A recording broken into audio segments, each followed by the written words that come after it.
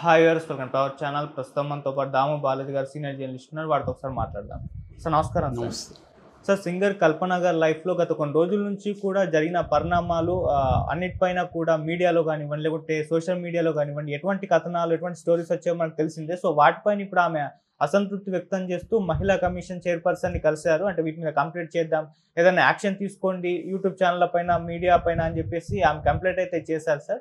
మరి దీనివల్ల ఎటువంటి ఏమన్నా జరిగే అవకాశం ఏమన్నా ఉందా, లేకుంటే ఇక్కడితో సర్దుమణిగిపోతుందా? మరి ఆమె కంప్లైంట్ చేయడం పైన మీ ఒపీనియన్స్? యా కల్పన సింగర్గా ఆమె దాదాపు 3000 పాటలు పాడింది.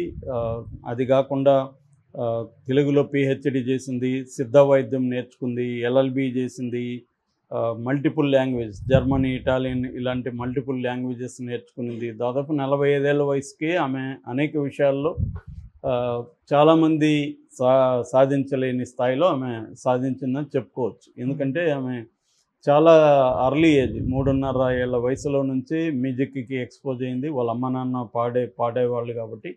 అట్లాగే యాక్టింగ్లో కూడా 3-4 ఏళ్ల నుంచి బాలనటిగా ఉంది. అలాగే ఆమె కెరీర్ చాలా అర్లీగా స్టార్ట్ అయిపోయింది. దానికి ప్రాపర్ గైడెన్స్ ఉంది, సపోర్ట్ సిస్టమ్ ఉంది ఆమెకు.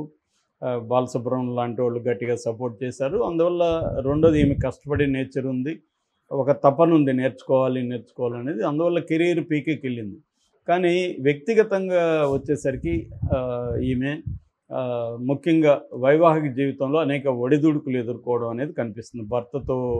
మొదటి భర్తతో 2010లో విడాకులు తీసుకోవడం, ఆ తర్వాత ప్రసాద్ ప్రభాకర్ అనే అతనితో ప్రేమించి తర్వాత పెళ్లి చేసుకోవడం. ఈ మొత్తంగా ఫ్యామిలీలో మొత్తానికి ఆమె అనుకున్నట్టుగా లైఫ్ లేదు ఒకటి. రెండవది ప్రొఫెషనల్ లైఫ్లో కూడా ఆమెకి కొంత క్రైసిస్ అయితే వచ్చింది. ఆ క్రైసిస్ ఏంటంటే, ఒకటి తనకి ఇంతకు ముందులాగా సింగింగ్ ఛాన్సులు అనేవి లేవు. దాంతో ఆమె కొంత డైవర్షన్ అనేది చేసింది. ఇంట్లో కూడా డ్యాన్సింగ్ అండ్ మ్యూజిక్లో ట్రైనింగ్ ఇవ్వడానికి ఆమె బోర్డు కూడా పెట్టిందని చెప్తున్నారు. కొంతమంది ట్రై చేసింది, అది కూడా సక్సెస్ కాలేదు. రెండవది ఆమెకి ఒకేసారి ఎల్ఎల్బి అండ్ పిహెచ్డి ఈ రెండు చేయడం వల్ల ప్రెజర్ వచ్చింది. ఇలాగ ఆమెకి వృత్తిగతంగా కొంత ప్రెజరు వచ్చింది. రెండోది వ్యక్తిగత జీవితంలో కూడా ప్రెజర్ ఉంది. ఈ రెండు ప్రెజర్స్ని ఆమె బ్యాలెన్స్ చేసుకోవడంలో ఫెయిల్ అయింది. ఈమె కాదు, చాలామంది ఇవాళ మహిళలు కెరీర్లో అడ్వాన్స్ అవుతున్నారు. ఇండియా గత 20 ఏళ్ళుగా తీసుకుంటే మహిళలు అన్ని రంగాల్లో ముందుకు వస్తున్నారు. ఈవెన్ మన వ్యాపారాల్లో తీసుకుంటే కూడా మహిళల శాతం 22% ఉందన్నమాట. దాదాపు 1,70,00,000 మంది మహిళా వ్యాపారవేత్తలు ఇవాళ ఇండియాలో ఉన్నారు. 2030కి 3 కోట్ల మంది మహిళా వ్యాపారవేత్తలు అవుతారు. ఎడ్యుకేషన్ పరంగా కూడా ముందున్నారు. ఎందుకంటే మన ఎకనామీ సర్వీస్ బేస్డ్ ఎకనామీ కాబట్టి, అంటే దాదాపు 60% దగ్గరలో సర్వీస్ ఇండస్ట్రీ నుంచి ఉంటుంది కాబట్టి జీడిపిలో. సో మహిళలు ఈ రంగాల్లో ముందుకి వస్తున్నారు. ఈ క్రమంలో మహిళలు ఎదుర్కొనే ప్రధాన ప్రాబ్లం ఏంటంటే, పర్సనల్ లైఫ్ వర్సెస్ కెరియర్. ఈ రెండింటి మధ్య వాళ్ళకి ఘర్షణ అనేది వస్తుంది. ఎందుకంటే మగవాళ్ళకి వ్యక్తిగత జీవితం కంటే ప్రొఫెషనల్ జీవితంలో ఫోకస్ చేయడం ఈజీ. మహిళలు ఏంటంటే అట్లా చేయలేరు. వీళ్ళకి ఇంట్లో పనులు చేసుకోవాలి, వంట చేయాలి, ఇంకోటి చేయాలి, పిల్లల పెంపకం చూసుకోవాలి. ఇవన్నీ చూసుకుంటూనే కెరీర్ని బిల్డప్ చేయాలి. కంప్లీట్ ఫోకస్డ్గా కెరీర్ మీద చేయలేని పరిస్థితి చాలామంది మహిళలకి. ఇంట్లో పని మనుషులు ఉన్నా, వంట మనుషులు ఉన్నా కూడా, ఒకవేళ ఆర్థికంగా బాగున్నా, వీళ్ళు ఇంటి మీద దృష్టి పెట్టాల్సిన అవసరం మహిళలకు ఎక్కువ ఉంటుంది మగవాళ్ళతో పోలిస్తే. అందువల్ల వీళ్ళకి ఎక్కువ ఛాలెంజెస్ ఉంటాయి. సో దీన్ని ఈ ఛాలెంజెస్ని ఎలా డీల్ చేస్తున్నారు అనేది ఇంపార్టెంట్. అంటే విపరీతంగా ప్రెజరు, ఆ ప్రెజర్లో నువ్వు బెండ్ అయిపోవడం, బ్రేక్ అయిపోవడం అనేది జరుగుతుంది చాలామందికి.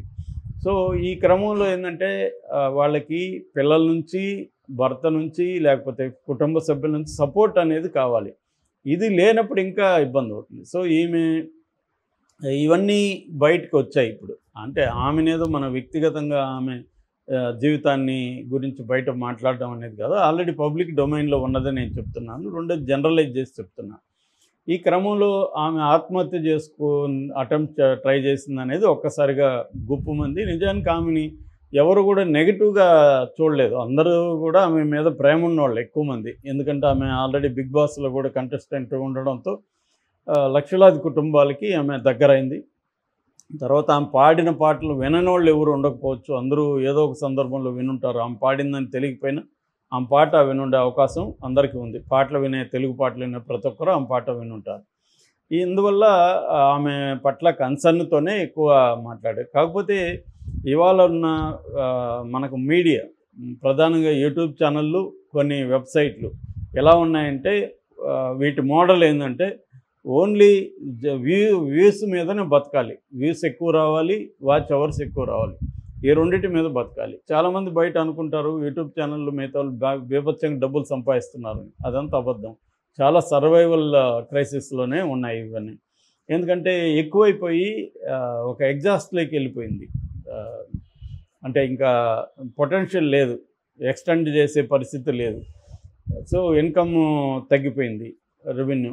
కాబట్టి ఈ క్రమంలో యూట్యూబ్ ఛానల్ సర్వైవల్ కోసం ఏం చేస్తాయంటే ఏ ఇష్యూ జరిగినా దాన్ని సెన్సేషన్ చేయాలి అన్న ఒక ఇది వచ్చే. సెన్సేషన్ చేయకపోతే చూడట్లేదు, చూడకపోతే సర్వైవ్ కాదు, సర్వైవ్ కాకపోతే ఉద్యోగాలు పోతాయి. ఈ క్రైసిస్లో ఉంది. దీనివల్ల ఏమవుతుందంటే చాలామంది ఇండివిజువల్ సఫర్ అవుతున్నారు. వ్యక్తులుగా ఉండేవాళ్ళు వాళ్ళ జీవితంలో ఏం జరిగినా, అది చిన్నది జరిగినా పెద్దది జరిగినా దాన్ని మ్యాక్సిమం ఈ మీడియా దాన్ని ఇచ్చేస్తుంది. సో ఈమెది కూడా అదే. ఈమె జరిగినప్పుడు ఖాళీగా ఉంది మీడియా, వేరేదేది సెన్సేషన్ లేదు. కాబట్టి కొద్ది రోజులు దీని మీద బతుకుదామని మీడియా డిసైడ్ టకటకాని ట్రై చేసింది. వ్యూస్ కూడా వాటికే వస్తున్నాయి, జనం కూడా అవే చూస్తున్నారు. అందువల్ల జనం చూడకపోతే ఈ ఇష్యూని పట్టించుకోదు మీడియా. సో ఇది జరుగుతుంది. దీంతో ఆమె సఫర్ అయింది. తర్వాత ముందేమో ఆమె ఆత్మహత్యకు కారణం ఆమె కెరీర్ ప్రాబ్లం అన్నారు. తర్వాత భర్తతో ఆమెకి ఇబ్బందులు, ఆయన ప్రసాద్ ప్రభాకర్తో ఇబ్బందులు అన్నారు. ఆ తర్వాత ఆమె చెప్పిందని చెప్పి పోలీసులు చెప్పారని చెప్పి వాళ్ళ కూతురు, పెద్ద కూతురికి ఆమెకి మధ్య ఇబ్బందులు వచ్చాయి. పెద్ద కూతురు కేరళలో ఉంటుంది, ఆమెను ఇక్కడ చదివించాలని కోరిక. అమ్మాయి రానింది, ఆ వాగ్వాదం జరిగింది, ఆ మనస్పర్ధతో ఎక్కువ ట్యాబ్లెట్లు మింగింది అనేది ఇంకోటి. తర్వాత ఆమె వీడియో చేసింది, అదేమి లేదు, నాకు ఒత్తిళ్ళు ఉన్నాయి, ఆ ఒత్తిళ్ళతో ఇన్సోమ్నియా, నిద్రలా పట్టనితనం ఉంది, అందువల్ల డాక్టర్ల దగ్గరికి వెళ్తే డాక్టర్లు కొన్ని నిద్ర పట్టడానికి మాత్రలు ఇచ్చారు, అది నేను ఎక్కువ వేసుకోవడం వల్ల నేను స్పృహ తప్పాను అనేది కూడా చెప్పింది. ఇది కూడా పాజిబుల్ కాదని మనం చెప్పలేము. ఆమెకి నిద్ర పట్టలేదని ఒకటి వేసుకుంటే నిద్ర పట్టలేదని 2 వేసుకునింది అనుకో, 2 రోజుల పాటు మెలకు కూడా రాకుండా ఉండొచ్చు. సో అటువంటి కండిషన్ కూడా జరగచ్చు. రెండోది ఆమె మానసిక పరిస్థితిని బట్టి 1 వేసుకుంటున్నాము, 2 వేసుకుంటున్నాము తెలియని పరిస్థితి కూడా ఉండొచ్చు. సో అటువంటి కండిషన్లు కూడా జరగచ్చు. ఏదేమైనా అది ఆమె వ్యక్తిగత విషయమే. కాకపోతే ఏంటంటే ఆమె పబ్లిక్ ఫిగర్ కాబట్టి వ్యూస్ ఎక్కువ వస్తున్నాయని విపరీతంగా కుమ్మడం జరిగింది. అయితే ఇప్పుడు ఆమె నిన్న వెళ్ళి, కూతురు వాళ్ళు కలిసి వెళ్ళి మహిళా కమిషన్ నేరెళ్ళ శారద గారిని కలిసి కొన్ని యూట్యూబ్ ఛానళ్ళ మీద కంప్లైంట్ ఇచ్చినట్టుగా తెలుస్తుంది. ఎందుకంటే కొన్ని ఛానళ్ళు ఇంకా ఘోరంగా టైటిల్ పెట్టేస్తారు, చనిపోయినారని పెట్టేస్తారు, వాళ్ళ వ్యూస్ కోసం ఘోరంగా పెట్టేసే వాళ్ళు ఉండరు. ఎందుకంటే యూట్యూబ్ ఛానల్ మీద ప్రభుత్వ నియంత్రణ లేదు, యూట్యూబ్ నెట్వర్క్ కూడా లేదు. అంటే స్వీయ నియంత్రణ ఉంటారు, మిగతా మీడియాకు ఉంటుంది, అది మెయిన్ స్ట్రీమ్ మీడియాకి, వీళ్ళకు అది కూడా లేదు. అందువల్ల అదే కాకుండా మెయిన్ స్ట్రీమ్ మీడియాకి యూట్యూబ్ మీడియాకి కూడా తేడా కూడా ఇప్పుడు తగ్గిపోయింది. ఎందుకంటే ప్రతి మెయిన్ స్ట్రీమ్ మీడియా కూడా వాళ్ళ యూట్యూబ్ ఛానల్ మీదనే బతుకుతున్నాయి. వీళ్ళు అందరూ కూడా డిజిటల్ మీడియానే వాళ్ళకి ప్రధాన ఇన్కమ్ సోర్స్ అయిపోయింది. అందువల్ల పెద్ద తేడా లేని పరిస్థితి అయిపోయిందనమాట. సో ఇదొకటి. రెండవది, ఇటువంటి జరిగినప్పుడు పోలీసులు ఇమ్మీడియట్గా స్పందించి ఒక క్లారిటీ ఇవ్వాలి. అది ఇవ్వట్లేదు పోలీసులు. వాళ్ళకు ఉండే సమస్యలు వాళ్ళకు ఉండొచ్చు. అది ఇవ్వకపోవడం వల్ల ఏమవుతుందంటే స్పెక్యులేషన్కి స్కోప్ వస్తుంది, రకరకాల స్పెక్యులేషన్స్. కనీసం వాళ్ళ బంధువులు, ఇప్పుడు ఈ ప్రసాద్ హస్బెండ్ ఉన్నాడు, ఫస్ట్ రోజే ఆయన ఇవ్వడము, కూతురు ఇవ్వడము చేసి ఉండొచ్చు.